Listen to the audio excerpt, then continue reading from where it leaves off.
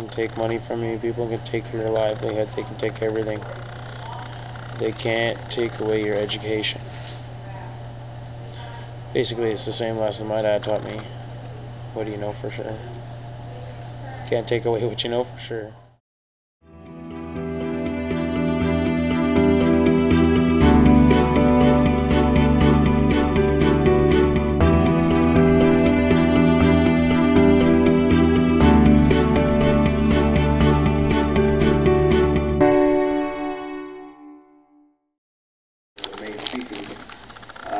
I would like to introduce two very important people and then just give an introduction to this event. The first person I would like to invite to the stage is Mr. Kailash Mittal, the man of the hall. Mr. Mittal. Thank you, Stephen. Ladies and gentlemen, it's an honor to be here tonight. First of all, I want to congratulate Stephen for his initiative and enterprise in organizing this event. I know what it takes to put an event like this together, and he deserves a good applause.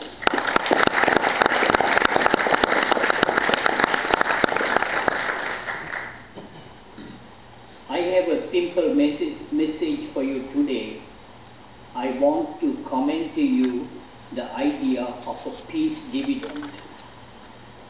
What this means is that we have got to work hard to persuade the government of Canada and other governments to devote at least 1% of their military expenditure to solve urgent human problems, particularly the problem of massive poverty and the ecological crisis.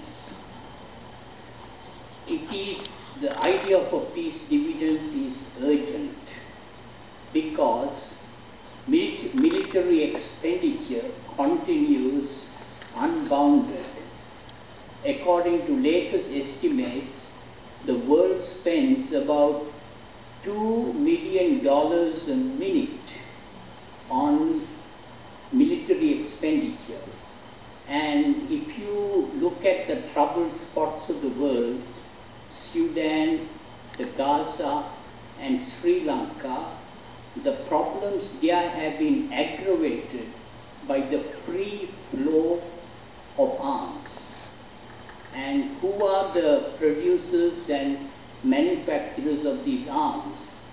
Strangely, the 5 members of the UN Security Council, the US and Russia, followed by France and Britain, are 5 of the biggest arms producers and exporters in the world.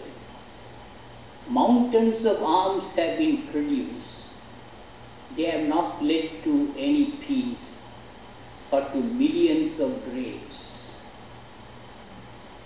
And I am somewhat embarrassed to say that Canada plays a role in the production and export of arms.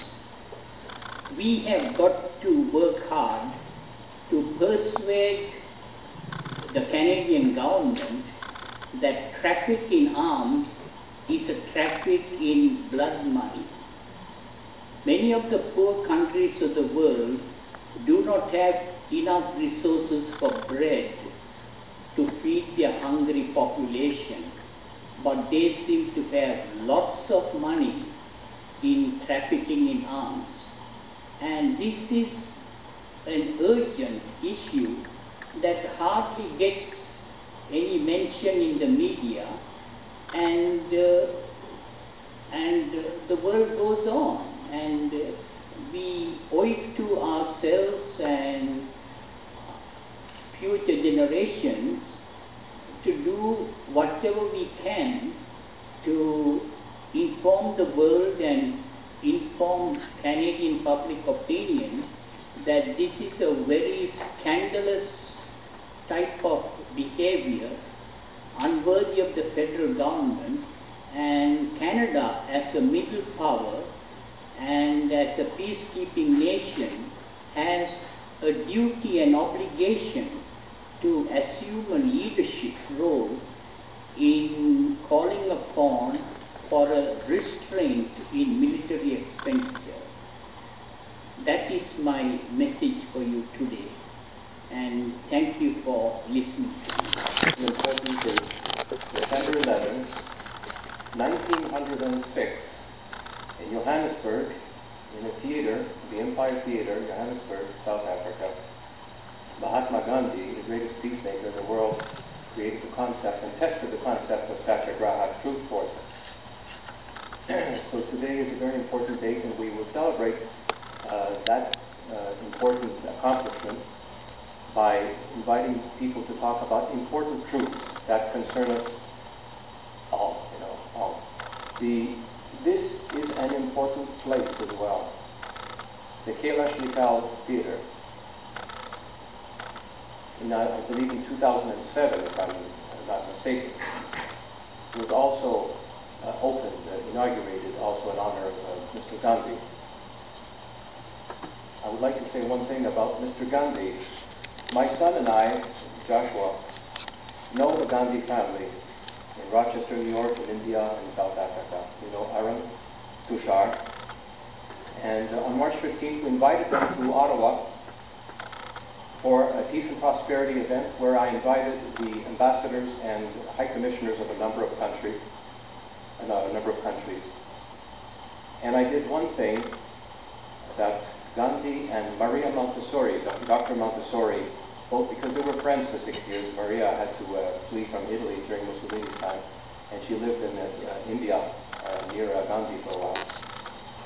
And they said that in order for there to be permanent peace in the world, children have to be involved in the process.